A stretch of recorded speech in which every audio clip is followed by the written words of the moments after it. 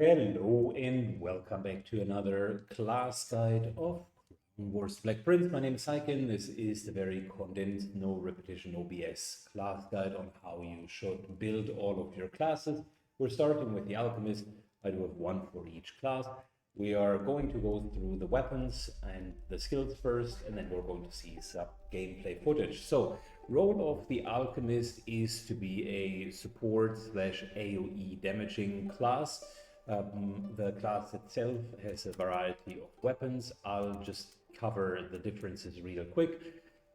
You can either play the class with a bow or with a crossbow. Both have its advantages and disadvantages. Let's quickly go through it.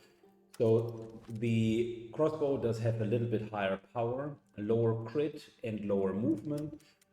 As a skill, noticeable skill, the crossbow has skewer on the highest level, allowing you to technically root enemies, as well as giving you an accuracy bonus as long as you haven't moved in that round. The bow, on the other hand, comes with a slightly bit lower power, higher movement, higher crit chance, and the ability to even get higher crit chances from elevation, plus the deadly aim option to get even higher crit and hit chances if you do not move at all. So I would summarize, if you're looking at both the advantages and disadvantages, both weapons are equally good, but it depends on your playstyle. I personally prefer the bow, as it allows you to, in the end game, have a much higher crit chance. With high elevation, you're at 50%. With deadly aim, you're at 65%. Bows can bleed and deal more damage than crossbows.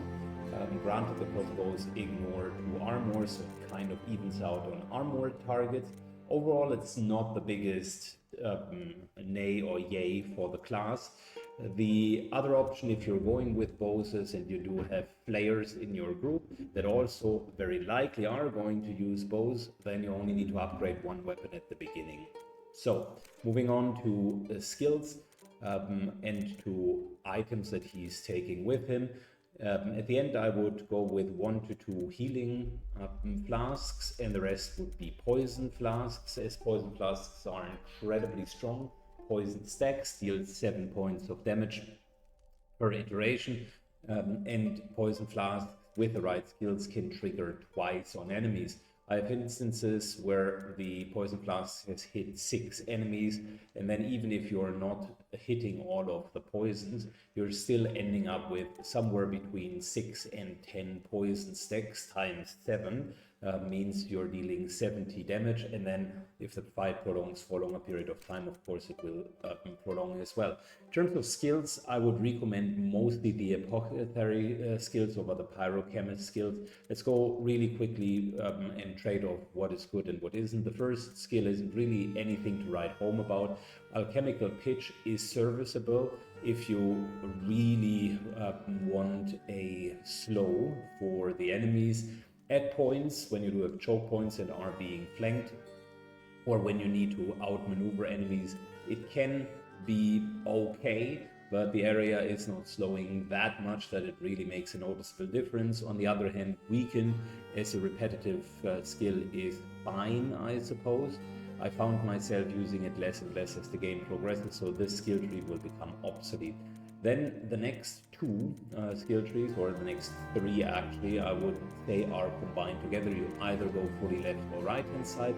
On the apothecary side, you're having the option to poison twice with your poison flask, which is incredibly good, and your healing flasks on top of it give a healing over time, which again is very, very good. Into the pesticides, which is a repeatable 4-turn cooldown poisoning plus despair, reducing enemies' willpower to then make it more likely that follow-up poisons are hitting. So it's a great opener skill, and then you're using a poison flask. And then you do a field doctor, which essentially increases the healing provided by flasks and all of the other items that you're using. So that's more the, I would say, poisonous route plus some defensive skills. Funnily enough, this here is as good, if not better, damage than the other route, because on the pyrochemist route, you're learning formulas that increase your fire flasks damage, which is okay. and increases the area of acid flasks, which is much needed in order to basically hit multiple targets with armor reduction. Since acid flasks aren't really good at this point in the game, and since fire flasks tend to deal less damage than the poison deals, you end up with really a trade-off where you're picking worse items. The fire flasks tendentially are bigger AoE, so I can see why people would pick it. But in my perspective, the double poisoning as well as the healing is at any time of the day outshining the unstable prowess. Then you do have Alchemical Blast, which is really a fiery ground mixture, deals damage, and then enemies run through it. There is a bit of a problem with it. Number one, you cannot shrink the area, so you're essentially ending up hurting your own allies when you're running in. And secondly, ranged enemies really don't care that much. They just tend to stand wherever you left them, and then they continue to shoot. Also, the damage of the moving through the alchemical area is not that impressive, so you're ending up with 2 to 3 points of damage per step moved. So at best, this deals like 10, 14 points of damage, just as much as Poison Flask will deal. Plus, you do have non-traversable ground that makes it harder for you to engage. Finally, enhanced instability. You increase the area of fire flasks, which is what I mentioned, and you now remove 2 armor points. Still, fire flasks with the increased area arguably are weaker than double poison flasks, and the acid flasks are currently not on par. So I would likely go all apothecary at this point. Next tier, hallucinogenic mixture versus shrapnel impact. One deals damage and bleeding, the other deals 2 random debuffs. And while random sounds a little bit uncontrollable, the hallucinogenic mixture is actually really good, because there are a couple of debuffs in the stack like Rooted and Stun, which are complete disables, and they are so good that you're ending up with, if you're hitting 6-7 targets, a very high likelihood that 1 to 2 targets are completely disabled, which means you can mop up the other 5 targets, and then you can focus on 1 to 2 targets. This has, since it is a repeatable skill, this has the potential to completely break storyline missions. Many of the enemies are not immune to any of the crowd control effects, so hallucinogenic mixture is a very powerful skill. Shrapnel Blast, not bad. Repeatable damage plus bleeding. Bleeding is nice. Enables certain other classes like the Beastmaster to basically deal more damage or a guaranteed crit, but compared to hallucinogenic mixture, definitely subpar. The last one is up to debate. I have full apothecary builds where alchemical stimulant is being used. Both of the last skills take 2 skill points or 2 action points to actually pull off. The alchemical stimulant is better in storyline missions and in hard fights, because it's a repeatable AoE heal that just resets everything. You don't need to use any consumables. So for that, I would definitely go for the stimulant. The Magnum Opus is potentially better for normal missions where you're getting an additional full explosion that deals up to 14 points of damage, and the most important part is it creates prone. Prone very much increases the crit chance against all of the enemies. So perfect opener to make sure that the pack doesn't move, stays where it's at, and then on top of it gets dealt additional damage. Unfortunately, you can't combine it unless you're running 2 alchemists with any of the poisoning stuff, so you will need the other characters to mop up. And that's really it. That is the build. I would potentially go in a playthrough again with bow, then poisoning, and either full apothecary or apothecary with Magnum Opus.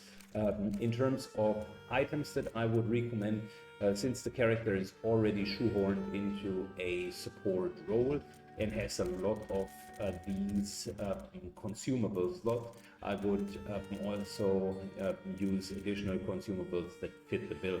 And for that, one balm and one reinvigorating incense at the end of the game, so end game portion, or just a normal balm at the beginning, or 2 normal balms at the beginning.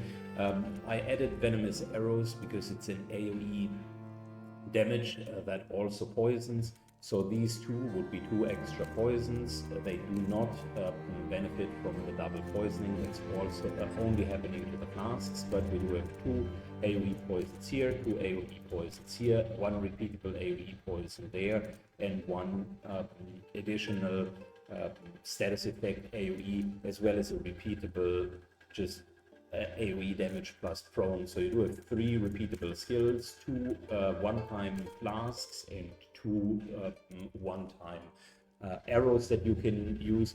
If you go through the entire skill set, Magnus Open into pesticides and halogenic mixture, into double flask, into double arrow, then the cooldowns here will be ready again, so you can Magnus Opus again, then another mixture, another pesticide. So that's 7 rounds of AoE damage without needing to stop. That's really, really strong. The class itself is fantastic, and it's a staple of every game. We're now going to look into some of the gameplay so that you can see the build in action.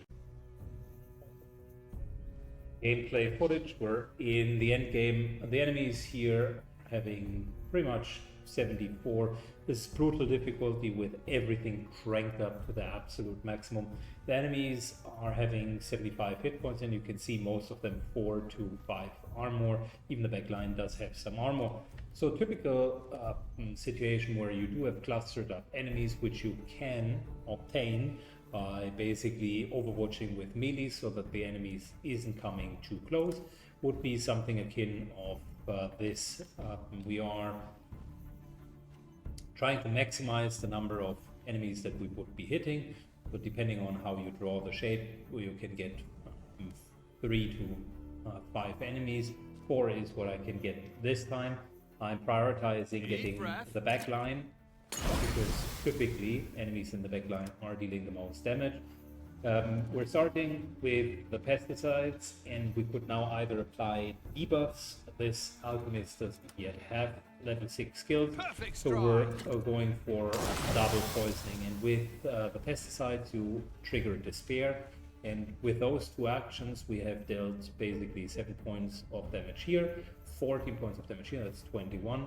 Another 21 points of damage here, that's 42 points of damage, another 7. So we're looking at 50 points of damage AoE, plus we're setting up others for success. Let's take a look at a couple of other examples. With the Alchemist, so we got a nice little position here, currently defending our position.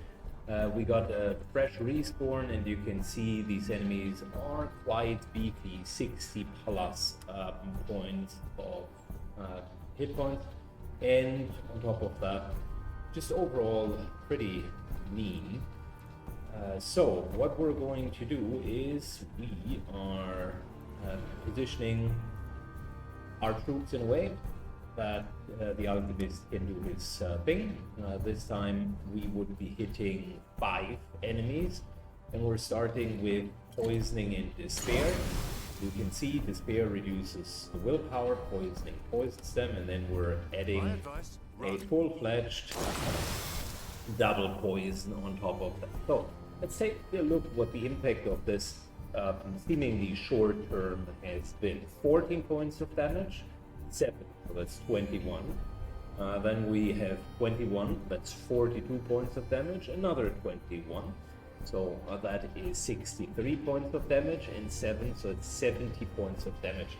For AoE damage, the Alchemist is crazy, but it doesn't stop there. Let's see how we're going to do the next iterations, because we have a couple of things in our bag for the next spawns.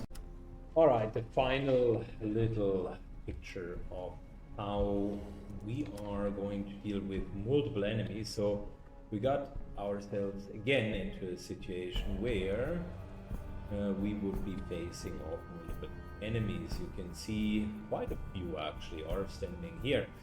So we're starting with an AoE poison. Could hit 5, but I want to stay within this area, so we're just reducing it to 4.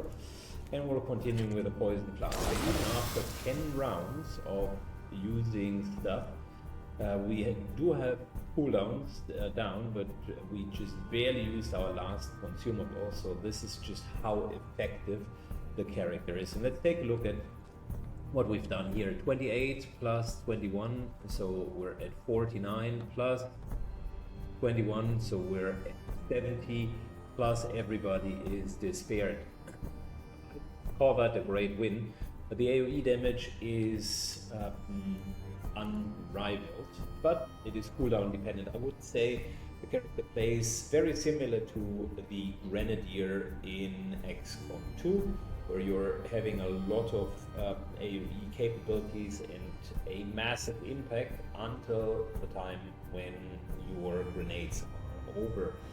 Alright, I hope you enjoyed what you've seen. I certainly had fun in this little gaming guide. If you liked it, leave a comment and a like down below, and see you in one of the next guides. Take care, bye bye.